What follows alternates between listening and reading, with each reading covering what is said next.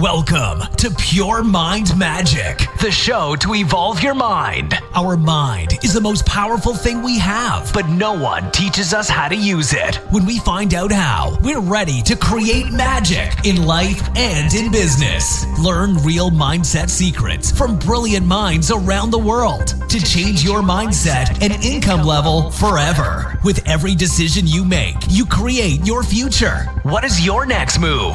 Now, welcome your host, international magician, speaker, and podcast performance consultant, Jennifer S. Royal.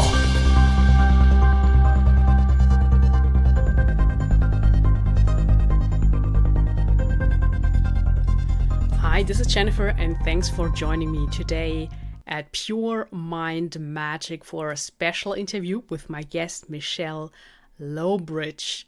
So I did a little bit of a summer break with the show, you might have noticed, and now I'm coming back with one of my all-time favorite interviews. Why is that? Because today we are talking about money blocks and how to get rid of them. I have to say it was that I ordered a new book, and everyone who knows me knows that I just love books and I'm collecting books like every day. And I came across a book that is called Wealthology, The Science of Smashing Money Blocks. And obviously, when you decide to make money or earn money, you first have to destroy all your money blocks to get rid of everything that is holding you back and that is stopping you from really receiving money that is just another kind of energy. So I picked up this book and flew to the Canarian Islands where my best friend has a house, and over the clouds, I started to read this book, and I just love doing that while traveling by plane because I think it has a special energy when you are up there, like kind of out of the world.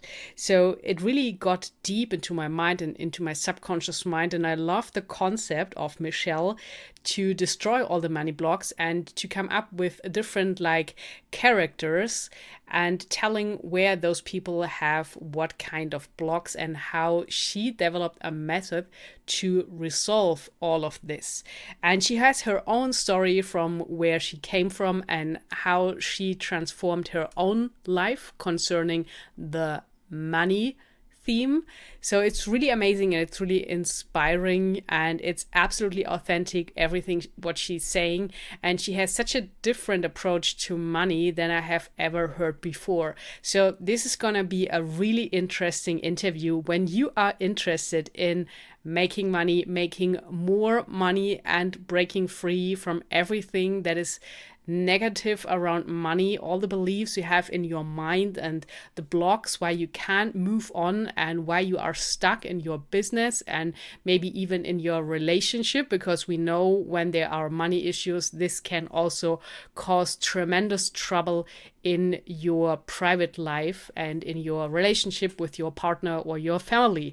So I'm sure you will learn a lot in this interview, so be very concentrated to everything Michelle is telling you. So this is kind of a coaching here you can listen to, and my best advice, absolutely pick up her book Wealthology. I will leave a link in the show notes for this, and also check out her website because she is doing one-on-one sessions with people to really smash your blocks on money when you are interested in that.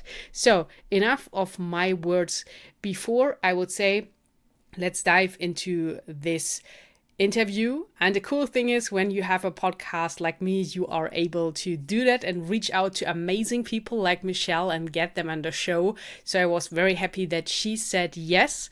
And when you're also interested in podcasting, I will leave a short link to my book that explains how podcasting can change your life. So you can bring both together, podcasting and earning more money with a lot of pleasure.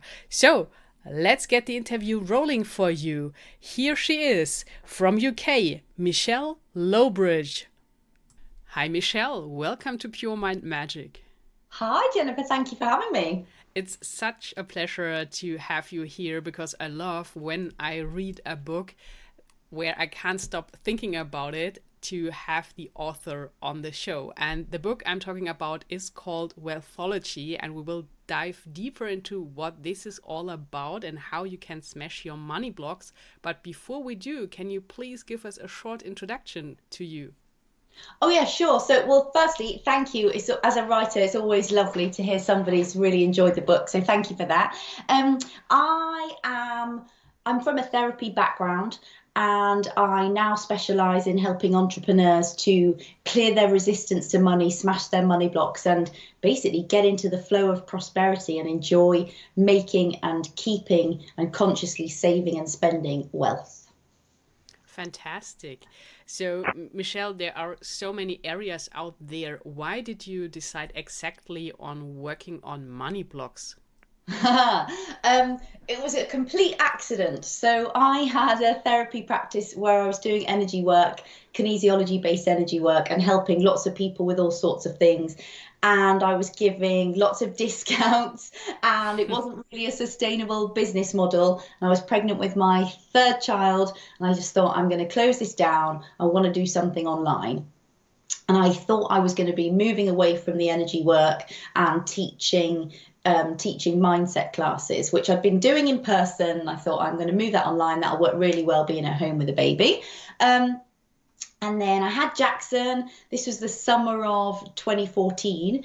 And I then was reading The Big Leap by Gay Hendricks. And in that, he talks about this upper limit concept where we have a cap on how much joy we can experience, how much love we can have. And I just thought, oh my God, I can see how this shows up in my life around money. I had another business at the time, and when one got busy, the other one would go quiet. And then when that one got busy, the other one would go quiet. And my income was consistently capped at a really rubbish level. And so I thought, okay, what am I going to do about this? So I tuned in and found the blocks, the energy blocks around it. And there was a story there that I picked up during childhood. I had two sets of grandparents, and on the one side, they were really wealthy and really miserable and tight-fisted. And my other grandparents were just kind of regular people, and they were really loving, really good fun, great to spend time with, super generous, welcoming, all the things that you know, the ideal grandparents.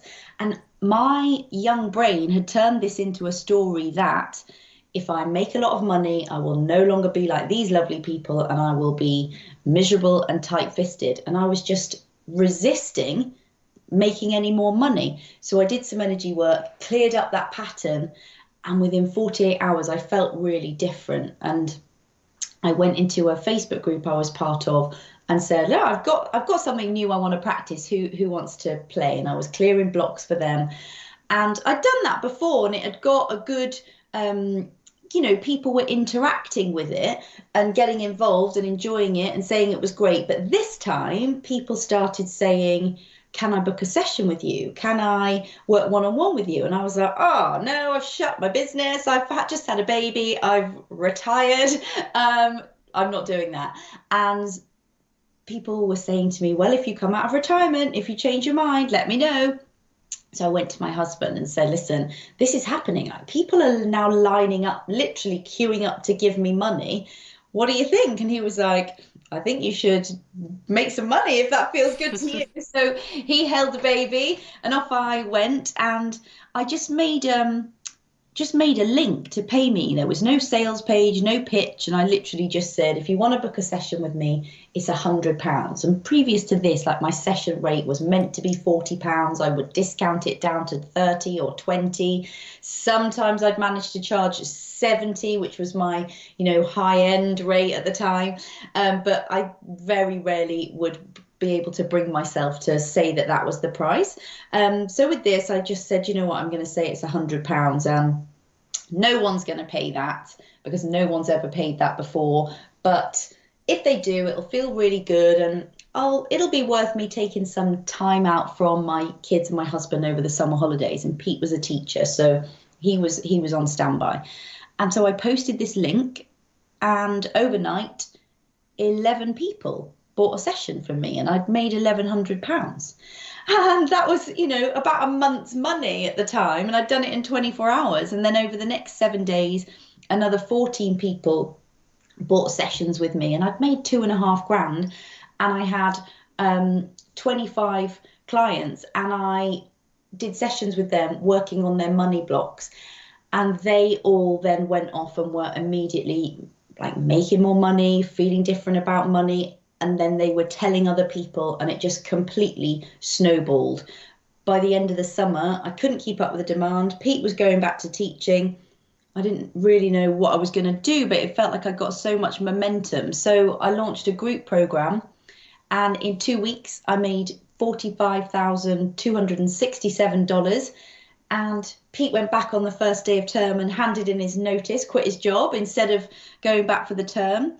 And since then, he's been at home taking care of everything here, and I've been running the business, and I've helped thousands of entrepreneurs with their money stuff through books, through programs. Some clients working one-to-one, and I've trained practitioners in my method, and I'm completely obsessed with helping entrepreneurs and coaches and therapists and healers to really feel really good about themselves, about their work, about wealth, so that they can bring all those things into alignment and make money from doing what they really love to do. That is so fantastic and so inspirational. So, Michelle, can you give the audience a few examples on how money blocks can show up in life and in entrepreneurship? Yeah, sure. I approach it in this kind of, there's two different ways you can look at it, and I think both are really important. So the one is our attitude to money itself. So this comes into things like what we think about rich people. Have we been told that, money is dirty, that it shouldn't be talked about, that it's shameful, that, rich people are idiots or assholes or whatever else we've been told? And those things will really hold us back from money. And then there's another side of it, which I think is often overlooked. And what I found was during my work, I started to notice that there were different energies that different people would use to make money. So some people really make more money when they have a strategy and they've got a plan and a goal, and they're working step by step, and that puts them in a certain frame of alignment that their money comes to them. And then for other people, they make money when they've got a kind of fierce energy, when they're determined, when they've got something that they're almost kind of pushing against or trying to prove. And I found that there were 6 different kind of money-making energies. And within those, 12 kind of themes that hold us back. So for example, how we feel about family and how our family feels about success, how we feel about the past, what are we angry about, what do we try and control, how do we feel about the amount that we're allowed to do what we want to do, and how much are we allowing ourselves to say what we actually want to say.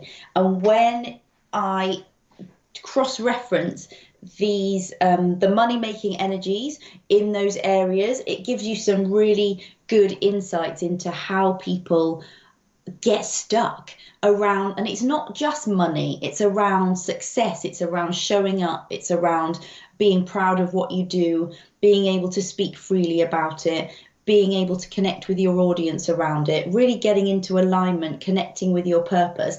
And those things, I believe, are money blocks because they show up as a lack of money. Interesting.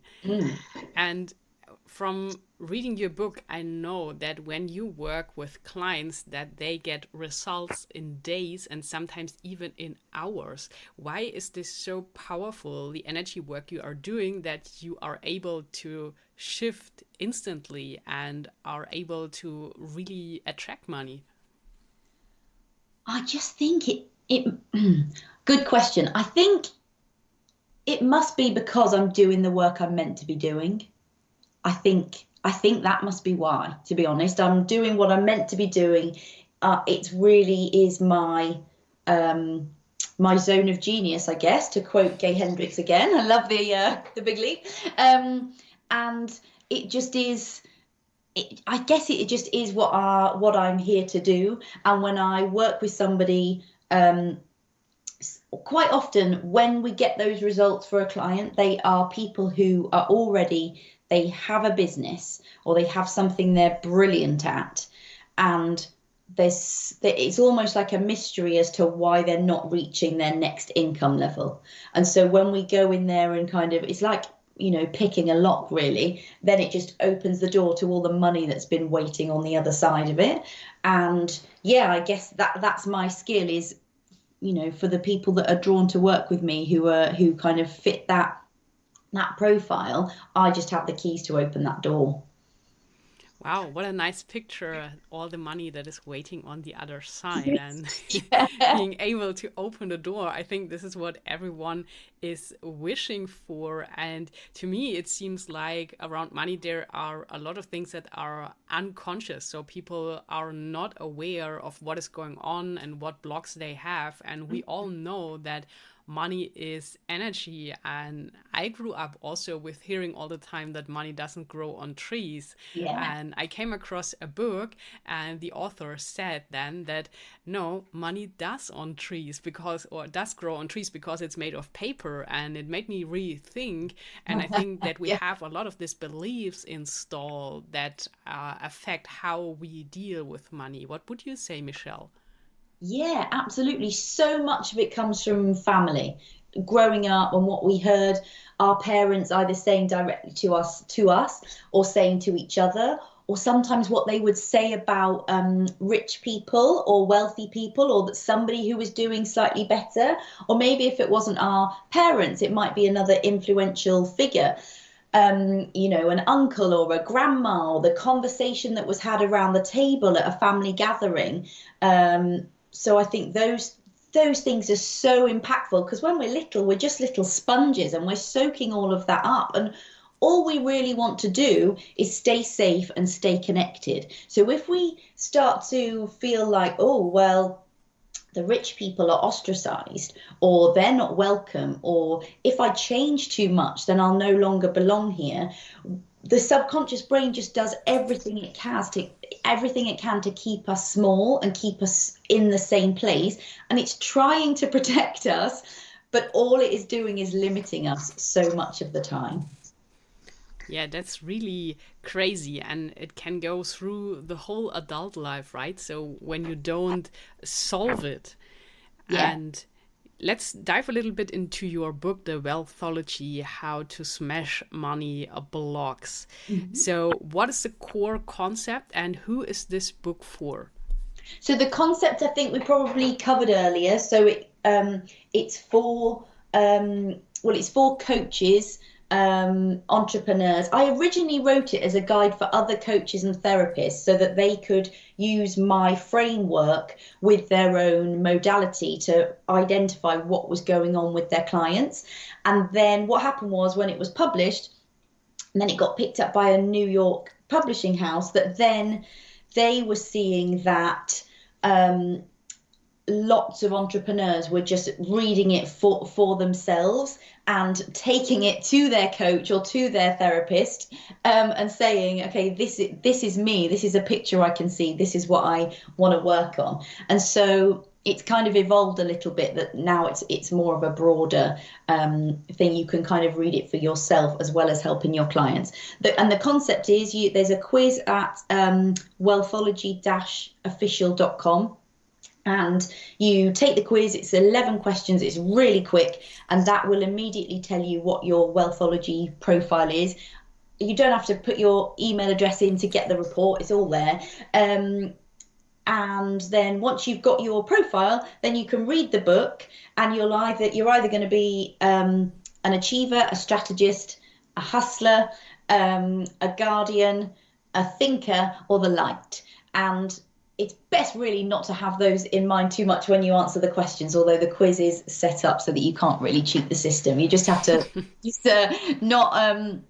not overthink it and just go with your first instinct to every answer. But 99.9% of the time, the outcome on that quiz will be absolutely correct. And we all identify with parts from the other profiles, but what it's about is the energy you're in when you're making money. And when you know that, if you know, for example, okay, well, I make money when I'm in that determined mindset, or I make money when I'm feeling worthy of money, which is how the thinker operates, then you can focus on spending time in that energy, getting into alignment with that. And the book will help you identify the places that you will find that difficult. And then you can unravel those, unpick those, and find yourself in that state more and more of the time. So you're making money more of the time. Awesome. So I would highly suggest everyone listening to take the quiz, find out who you are, and then finding out where you are stuck. And Michelle, it's often said that you can't manifest wealth from a place of lack. What would you say on this? Yeah, I think it is true. I can't argue with that. Absolutely. And I also think it's important that not to, just because you might feel like you're completely in lack, and it's really important to bear in mind that even baby steps towards a more abundant mindset will get you there, and you can see changes and shifts really quickly. And that, I'm an impatient person, and that's why I like energy work, because you can go and you can identify something, and instead of spending months in therapy, you can clear up that pattern in a few minutes. And I also think it's really important to remember that the universe is really forgiving, and it's also really kind and supportive, and it always backs a novice. So if this is your first time kind of looking at mindset work, which it probably isn't if you're listening to this podcast, but when it comes to money, this is something that you think, oh my God, I'm so much in lack all of the time. Even if you just spend 5 minutes a day where you connect with that feeling of abundance, or do something that makes you feel abundant, you can start to amplify it, and it will start to gather momentum, and then you can just take it from there. I think sometimes people think, oh my God, I've got to have this wealth mindset, and then they feel like they're a million miles away, so they get completely overwhelmed, they feel like they're failing, and then they just don't do it. And you don't have to do that. Even a few minutes a day will really be of benefit. That's a great idea. So would you say that doing meditations can help? Or I came across other concepts that say, like, have a 100-pound note with you and go like shopping and imagine what all you can buy for it over and over, like that you're then spending 10,000 or even 100,000. So what would you say are some practical tips to get momentum going here? Sure. Practically, there's one thing that I have done for years, and I think it's probably a really good foundation for when my money stuff really clicked into place. I always have 2 bank accounts, and I pay myself from the business bank account into the one bank account, and that has all of the bills set up on monthly direct debits. And I have an Excel, this is a bit geeky now, but I have an Excel spreadsheet that has all those monthly bills in it. So they're totals at the bottom, and I can go in there and adjust that for a month. If I know, like July, 2 of my daughters have their birthdays, Jackson's birthday's in June. So like June, July, there's going to be some extra expenses. Christmas or holidays or whenever, there's going to be some extra expenses. So I can go in there, adjust that, make sure that the money for the bills then stays in that account, and then whatever is kind of extra, I move into an account that is the card that I have a debit card for. So I don't have a card off the bills account. And what I found was this enabled me to say to myself all the time, all my bills are paid. I know I've got all the money for my bills. It's already there. It's already sorted. And I never had that feeling of going to buy something with my card and thinking, oh, is this going to mean that I can't pay the gas? Does that make sense? Yeah, definitely. Yeah, and so I think that in terms of like something you can do really easily, super practically, I mean you can get most of that stuff set up really fast and online. And I've found that that's a really good thing. In terms of the actual kind of manifesting, I like having a goal. So and it can be a financial goal, but what I've found works really well. Uh, and I think again these things vary for different people, but I found it really helpful to give the money a home. So if I'm asking for $100,000, it's because I want. Last year we built our own house, so we moving into a new build house, and they're obviously gonna need some money to do that. So the money, it had a home. Previous to that, when the business took off, the story I told you at the start, I'd had a goal, knowing that I was having my third baby, and knowing that kind of mentally staying at home with a little one from 0 to 4 on my own was going to be kind of tough on my mental health. That I had a goal that, okay, by the time Jackson's 1, I didn't know he was going to be called Jackson at the time, but by the time this baby is 1, I would really like to be making money so that Pete is working part-time, so that we were sharing that responsibility and we could both, either he'd be out of teaching or have our own business. So I wasn't just trying to manifest a certain amount of money. There was a point, and I really, really desired that goal. And actually in Think and Grow Rich, he really, Napoleon Hill really talks about that burning desire for something. What is it you really want? I really wanted my husband to be at home after we'd had the baby, and it ended up happening. Jackson would have been like August, September, so like 3 months old when that happened, and I had kind of given myself until the following April, May. So I think once we have a goal, and it can be a monetary goal, but the money's got to be something like give the money a home. Why is it coming in? And then we start looking for the blocks and resistance to that, and then taking little steps towards it. And super important, we stop taking steps every now and again and rest and relax. And some people call it surrender. I find that a very tricky word. But yeah, just to let go and let the universe take over and, detach. I think the key is to detach from what we want, because I think sometimes we have our goal on the other end of a piece of elastic and we're pulling on it and pulling on it and pulling on it so hard, and at the point when we let go, it kind of pings towards us. So those would be my kind of practical steps. And one other thing I find when I talk to people, they talk about wanting like a big sum of money, and then they talk about how they want to give it away. And while I admire that, and it is noble, a couple of things I think are really important. Sometimes that is a sign that people are trying to justify why they need the money because they don't think it's okay to have it for themselves. And feeling worthy of money and deserving of having it for you just because you want it, just because you want a new house or something for yourself or something for your kids or a new car or a holiday is totally fine. And I think you need to be at peace with saying, yeah, I want all the things and this is why I want them. And these are some of the places where I'd like to give money.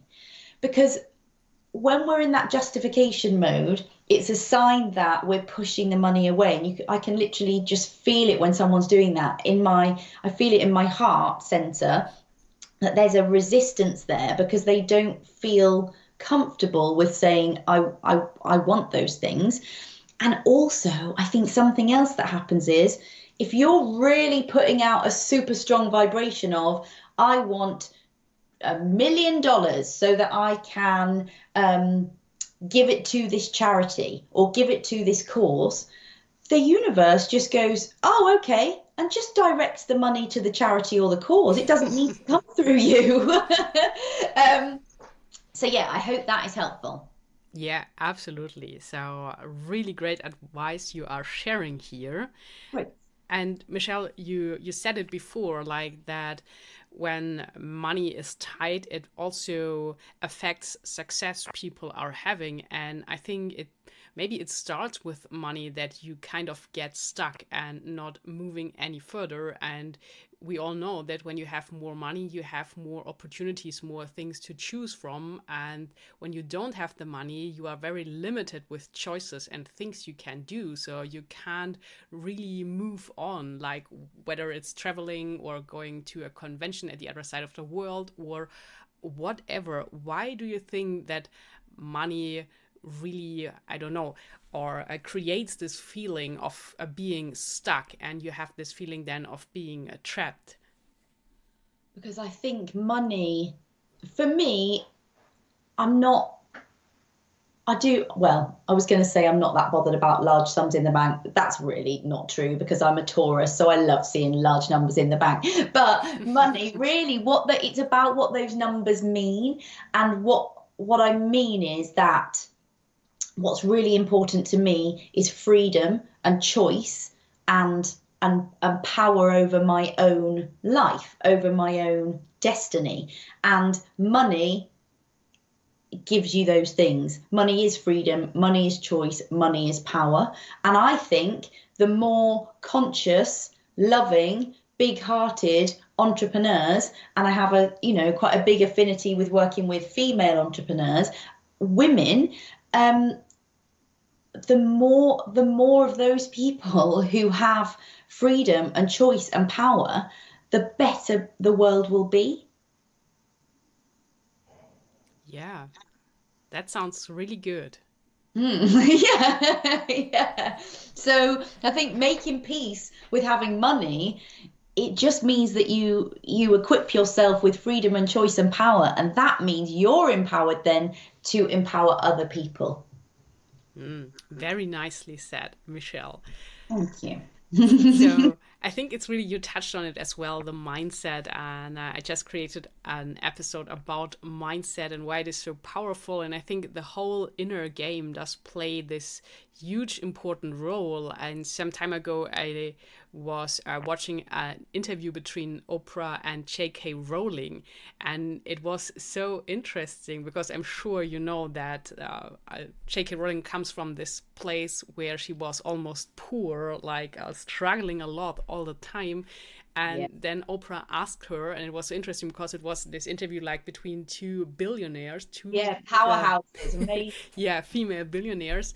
And then Oprah asked, so do you really realize that you have all this money and that you are so rich now? And then J.K. Rowling said, it took such a long time because when she was shopping and she saw nice clothes, before she was thinking, oh, should I get A or B? And then it really took a long time until she realized, oh, I can have both. So I was wondering the inner game, and when you change the outer world, how long it will take to like match up and really get an alignment and, I don't know, accept it and become one with it. Like in this case of lottery millionaires, where they get all the sum of money, but they are not ready from their mindset. So what would you say? How can we start on the inside to create this success on the outside and really keeping up with it?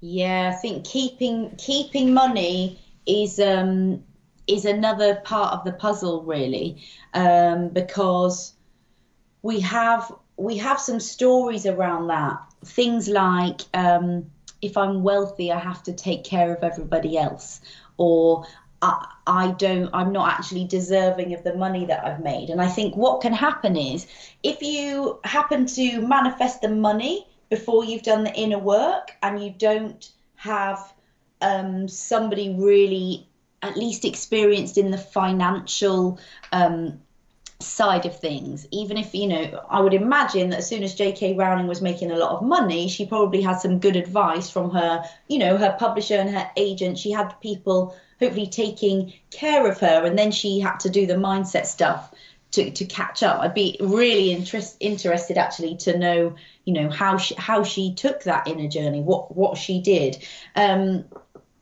So when those two things don't match up, yes, the money, we can find ways to spend it or overspend it. And quite often, I chat to people who have had a really successful year in their business, or even a really successful couple of months in their business, and they've smacked into that upper limit, and they look back and they're like, oh my God, where's it gone? I've got nothing to show for it. And it's because they've created the ability to make the money, but then they haven't created a container for it. And so, which is why I now kind of, at the beginning, I don't know if you noticed, but when I was talking about what I do, it's partly about helping entrepreneurs consciously save and spend, because you want that feeling of security and building for the future, especially when you work for yourself. I know they say there's no such thing as a job for life now, but we're not in a company. There is no pension. There is no retirement plan. And so we have to kind of take care of that for ourselves. And so it's really important that we get aligned with holding on to some of the money in a healthy and balanced way. Yeah, makes perfectly sense. And now, Michelle, I have a question for you. What are many people asking, and you as the wealth expert? So I'm curious what you are saying to this. Okay, and I know that Rob Moore said something interesting first when it comes to money, because he was saying that, so the question is that you can start thinking about, does money make you happy? And Rob said that only someone who had money and had no money can answer this question authentically. And this shifted something for me as well, because I thought it is really true. So because most of the time it's people that have no money that are about to tell you, oh, money doesn't make you happy, just follow your passion, do what you love, and the money will follow. And it's not about the money. And normally this advice comes actually from people who don't know. So, but when we break it down from your work, working with all the money energy, money blocks, working with entrepreneurs, and from your own experience, would you say that money can make you happy? I mean, I'm super happy when I'm lying on a beach in a really lovely place. And I'll be really happy when I'm in Mauritius in a couple of weeks' time. And that holiday wasn't free. But no, not to be flippant. So I think money alone can't make you happy. Because as human beings, there's no point in sitting in a room full of money. And, if you've got no one to chat to, no one to care for, no one to connect with, no one to enjoy it with, we're not satisfied by material things alone. And money can, and on the flip side of that, money can buy you experiences. It can give you security.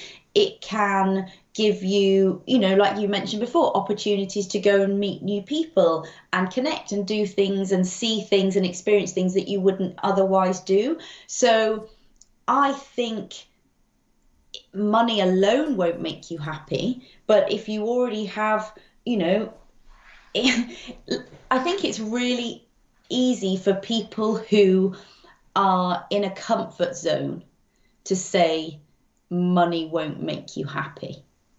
And I think sometimes that comfort zone isn't even a particularly comfortable place. It's just that they cannot see a way out of it.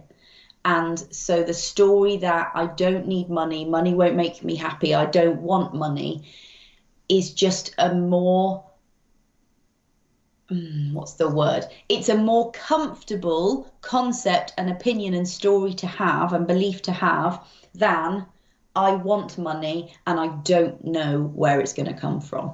And I think it's the subconscious using that as an excuse to keep you stuck. Whereas I think if you can bring yourself to admit that you'd like more money and you want opportunities for money to come into your life, and it opens the door on possibilities. When you've completely shut yourself off to something, it's not going to come knocking on the door. Whereas if you can bring yourself to admit, you know what, I'd like more money. I like money.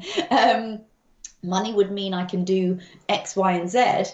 Then, you know, the universe is always listening, and so it will then start coming to you, or it will start showing itself to you, or you can start looking at why you have these stories around it. And sometimes, you know, we're programmed that that's not something you say.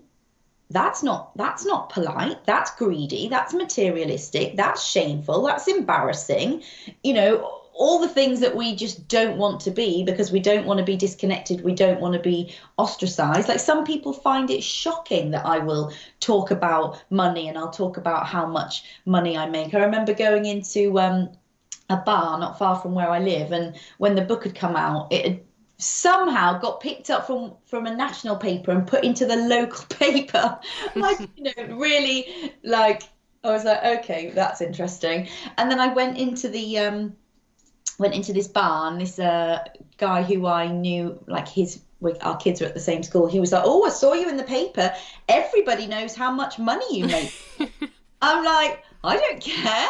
How can I empower other people to talk about money if I'm hiding it? Ridiculous. And by, I think, breaking down this taboo and making it, like, just creating that sense of peace around, you know, money is an aspect of life. It's not the be all and end all, but it's certainly a lovely thing to have. And the more you're comfortable with it, the more of it you can enjoy. It helps other people to start thinking in those terms, or maybe start opening up some doors that they wouldn't otherwise open. As expected, that was the perfect answer to my question and made it really clear. Thanks, Michelle. And we talked about your book, The Wealthology, so I will put a link in the show notes for everyone to grab a copy. And also on your website, you have something really cool that are your Monday letters. Can you give us some insights on what they are and how to get them? Oh, yeah, sure. So it's at michellelowbridge.com.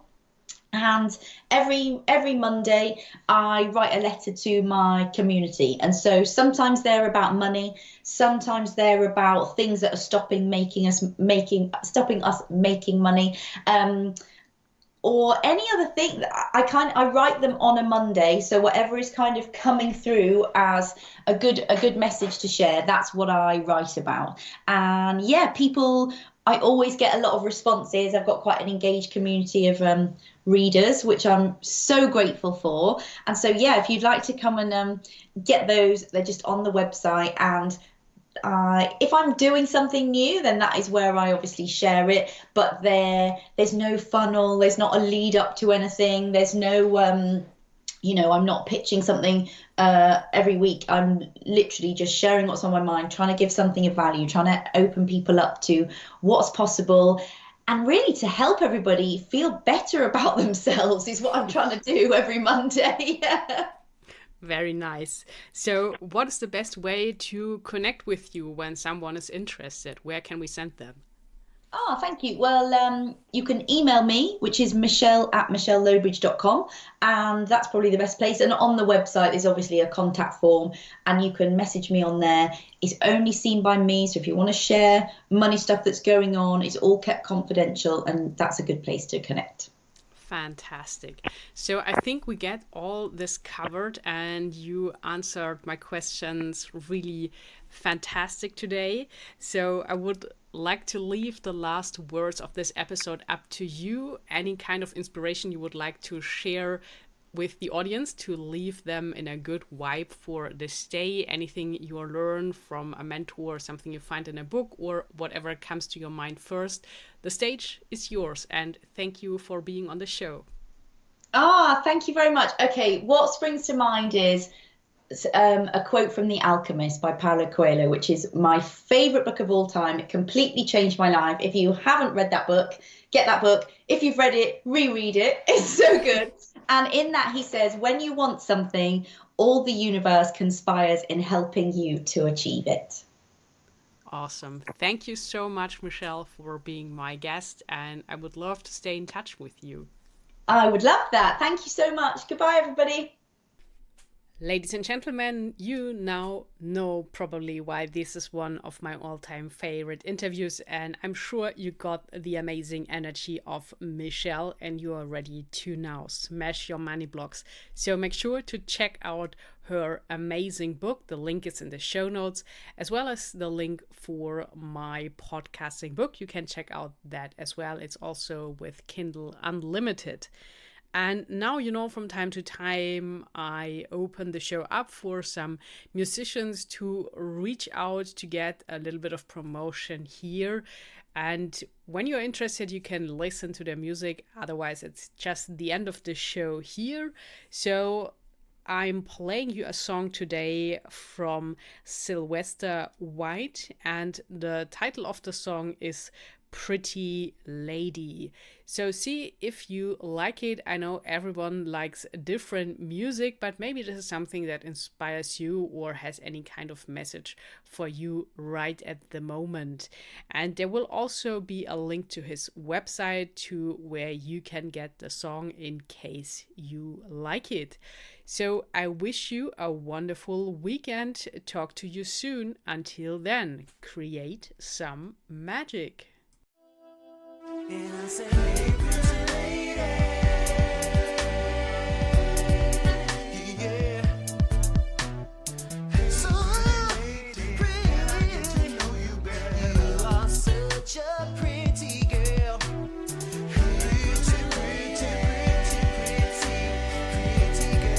Pretty girl, yes you are. Lady, can I get to know you better?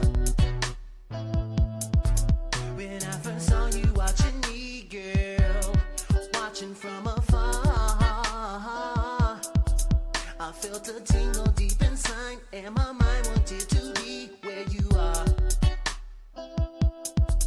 But for some reason since that time, girl, you're always on my mind. Ooh, standing over there with your friends scoping me out. You probably want to know what I'm really about.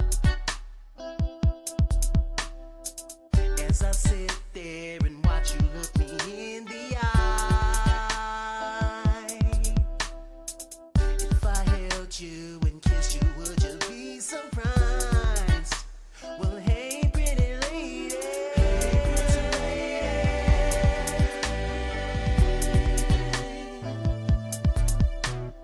Hey, pretty lady, can I get to know you better? And I say, hey, pretty lady, yeah. Oh, hey, pretty lady, can I get to know you better? Time goes by, and so do I each and every day. Ooh, hoping that somehow, by some chance, you would walk my way. Maybe I should wake up and let you know just how I feel for you. I would have